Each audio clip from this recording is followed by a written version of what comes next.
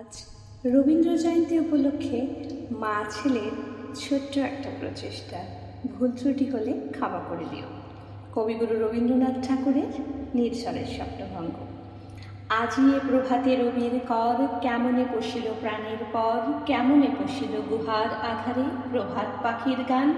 না জানি কেন রে এতদিন পরে জাগিয়া উঠিল প্রাণ, জাগিয়া উঠেছে প্রাণ, ওরে উথলে উঠেছে বাড়ি।